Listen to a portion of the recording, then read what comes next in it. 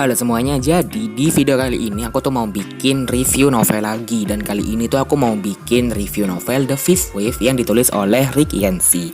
Nah, tanpa berlama-lama lagi, langsung saja kita mulai ke reviewnya. Oke, sebelum reviewnya mulai, aku cuma mau disclaimer aja sebentar kalau aku tuh bukan baca versi ini. Covernya tuh nggak kayak gini. Dan nanti akan aku taruh deh pokoknya di screen versi cover yang aku baca ya. Cuman sebenarnya sama aja sih isinya, dan setelah aku lihat di Goodreads, tebelnya tuh juga sama. Cuman covernya aja sih yang beda, dan aku nggak ngerti kenapa di Goodreads tuh nggak ada untuk versi cover ini, tapi yang bahasa Indonesia adanya itu yang kayak ini. Jadi ya udah deh, nggak apa-apa lah ya. Oke, sekarang kita akan balik lagi ke reviewnya. Buku ini tuh bercerita tentang bumi yang ceritanya tuh diserang oleh sekawanan alien yang mereka panggil sebagai makhluk lain. Serangan yang dilakukan oleh alien ini tuh menciptakan berbagai tahapan gelombang, dari gelombang 1, 2, 3, bahkan sampai 4. Tokoh perempuan di cover itu alias Cassie, dia tuh udah berhasil kayak bertahan sampai sejauh ini. Jadi dari gelombang 1, 2, 3, 4 dia tuh benar-benar bisa bertahan. Dan dia itu karena bisa bertahan itu akhirnya dia tuh punya banyak pengalaman gitu kan. Dan beberapa misi tuh harus dia selesaikan. Dan misi utamanya di sini tuh adalah menyelamatkan adiknya dan juga menepati janji yang dia udah ucapin ke adiknya itu. Namun di tengah-tengah pencariannya adiknya itu, dia itu ketemu kayak seorang pria aneh yang dengan sukarela hendak menolong untuk nyari adiknya itu. Nah, Casey ini tuh percaya nggak percaya gitu kan, karena miliaran orang itu udah tewas gitu loh ya. Dan bisa saja orang-orang yang tersisa ini tuh sebenarnya adalah alien yang menyamar gitu loh. Dan kalau kamu bertanya-tanya, terus gimana itu Casey menindaki itu semua, dan apakah gelombang 5 itu beneran bakal mulai? Nah, kamu bisa baca sendiri aja di buku ini ya. Dan mungkin kalau dari penjelasanku yang barusan, kamu jadi tahu kalau buku ini itu adalah genrenya dystopian sama sci-fi. Untuk narasinya di sini tuh menggunakan sudut pandang orang pertama dari sudut pandangnya Casey, dan sudut pandang orang pertama juga dari salah satu tokoh. Untuk narasinya di sini tuh memang bagian awalnya tuh aku butuh penyesuaian yang cukup berat gitu lah ya, dan bacanya tuh harus pelan-pelan banget pokoknya deh. Selain itu di sini itu narasinya menggunakan banyak sekali perumpamaan atau metafora yang tapi mind blowing dan apik gitu loh. Belum lagi di bagian awal-awal kita itu langsung bertanya-tanya sebenarnya apa sih yang terjadi di sini dan kenapa ini kok kayak gini gitu loh. Namun menurutku karena banyaknya metafora itu tadi sih ya, kalau kataku jadi bikin beberapa scene atau beberapa kata-kata kalimat di sini tuh aku bikin jadi kayak bingung gitu loh, kayak ini maksudnya apaan gitu loh, nggak nangkep maksudnya gitu loh. Tapi jangan salah, metafora itu yang bikin buku ini tuh jadi bagus banget gitu loh kalau menurut aku. Dan buku setebal 576 halaman ini tuh jadi kayak penuh post-it di sana sini gitu loh, karena bener-bener banyak banget quotes yang bagus-bagus banget gitu loh. Sekarang untuk alurnya di sini tuh menggunakan alur maju mundur.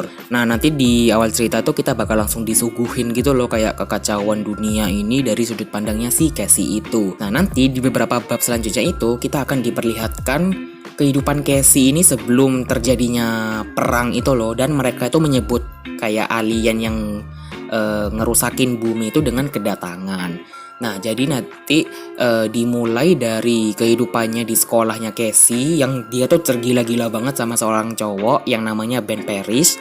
Kemudian terjadinya pemadaman listrik gitu loh. Dan itu terus berlanjut sampai ada bencana di mana, di sana, di sini gitu yang menyebabkan keluarga Casey itu akhirnya juga kena imbasnya.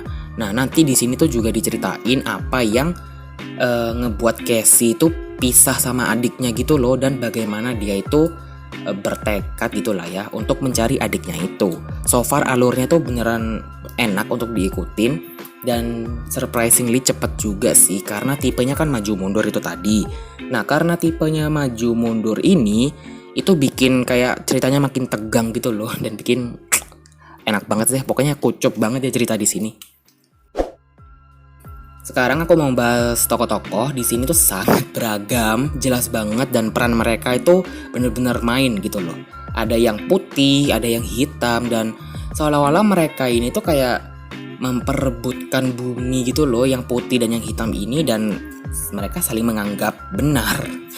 Dan kalau untuk karakter si Casey, dia itu digambarin tangguh, terus gak apa sih ya, kayak pantang menyerah banget gitu loh.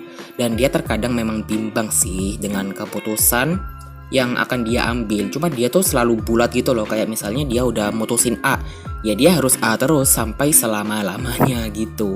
Dan dia tuh gak pernah nyepelein masalah sekecil apapun. Pokoknya dia itu harus bisa kembali ke adiknya itu. Jadi dia kayak rela melakukan apapun demi ketemu adiknya itu.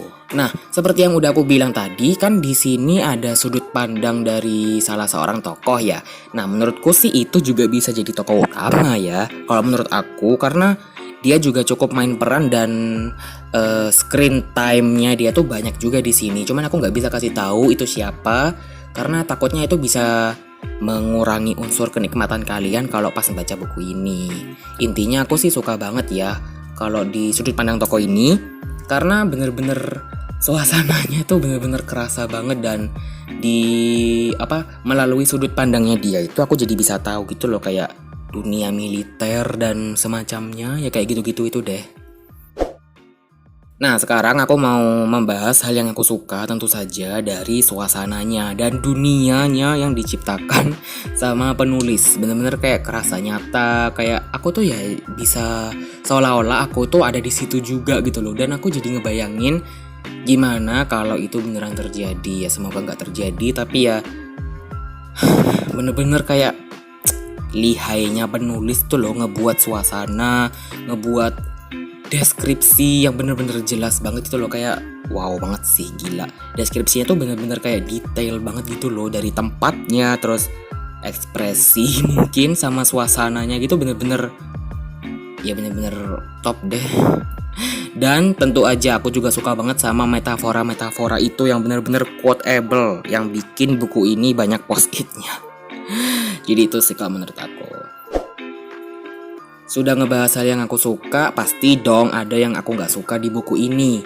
Yaitu adalah penyesuaianku di awal itu tadi sih. Karena kayak, ya jujur aja aku bingung di bagian awal, kayak aku langsung bertanya-tanya, loh lah ini kenapa gitu kan.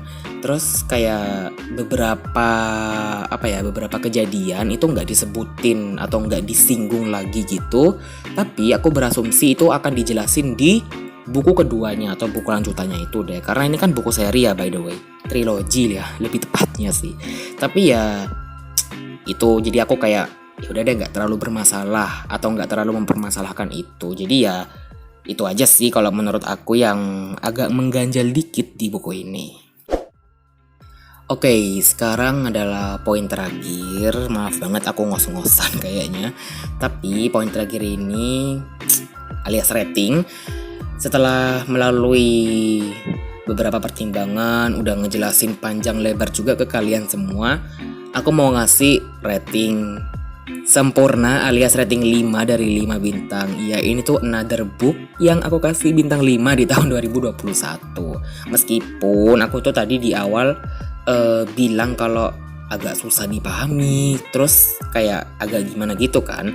Tapi ke belakangnya tuh bener-bener kayak page turning abis. Aku kaget sendiri, kayak loh kok jadi enak gitu loh. Jadi kayak terusin aja, dan gak kerasa udah abis.